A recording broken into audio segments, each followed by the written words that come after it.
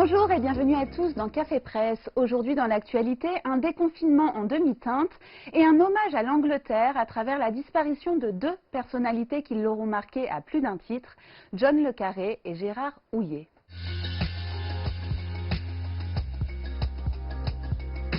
Ça y est, on a ouvert la case du 15 dans notre calendrier de l'avant déconfinement et la presse revient sur ce qui va changer dans le quotidien des Français. Un déconfinement sans soulagement, peut-on lire à la une de la Marseillaise, une liberté sous caution pour Var Matin. Alors que le cap du 15 décembre était censé nous rapprocher de la vie d'avant, la réalité fait désormais craindre une troisième vague. Pour l'éviter, le gouvernement mise sur le couvre-feu et un dépistage massif dans les prochains jours à travers l'ensemble du pays. Le Figaro évoque une interminable épreuve qui nous éloigne chaque jour un peu plus du monde d'avant. Dans un édito très lyrique, Vincent Trémollet de Villers se souvient avec nostalgie du monde d'hier où l'existence avait, je cite, ses tracas et ses peines, mais elle ne dépendait pas par la malédiction d'un virus, d'un taux d'incidence, ni du nombre de cas.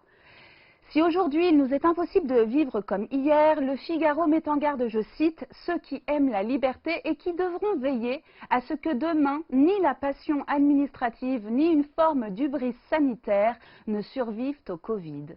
Le Parisien, moins lyrique et plus pragmatique, alerte de son côté sur la crainte d'une ruée trop massive sur les tests et d'un grand embouteillage. Si les 26% de Français qui ont prévu d'aller se faire dépister le font vraiment, ce sera impossible, on ne peut pas aller au-delà de 2 millions de PCR par semaine, s'inquiète François Blanchecotte, président du syndicat national des biologistes. Par ailleurs, le quotidien nous rappelle à travers la voix de spécialistes que tout miser sur le test n'est pas une bonne idée. Au contraire, ils ne sont pas un totem d'immunité, pour reprendre l'expression désormais culte du ministre de la Santé Olivier Véran.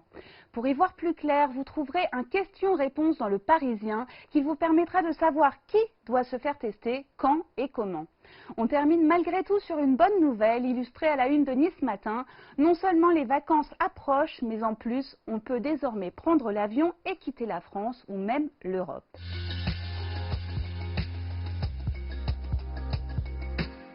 Alors que le Royaume-Uni justement est en train de quitter l'Europe, on apprend la disparition de l'un de ses plus grands écrivains, John Le Carré, pour qui ce Brexit était un désastre, un acte totalement irrationnel. John Le Carré, de son vrai nom David Cornwell, s'est éteint samedi à l'âge de 89 ans et la presse française rend hommage à un immense écrivain, un maître du roman d'espionnage pour le Figaro, un agent sacré pour Libération.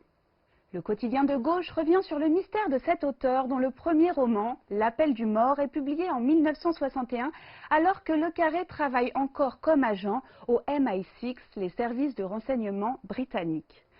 Pour Libération, un écrivain ne peut être qu'un agent double, comme l'étaient finalement David Cornwell et John Le Carré. Le Figaro rappelle combien ce rapport des hommes à la vérité, leurs ambiguïtés et leur attirance pour l'obscur passionnaient Le Carré, qui avait tant souffert d'un père imposteur et escroc. Ceux qui ont une enfance malheureuse sont assez doués pour s'inventer eux-mêmes, avait un jour confié John Le Carré. Un précieux indice pour comprendre une œuvre immense.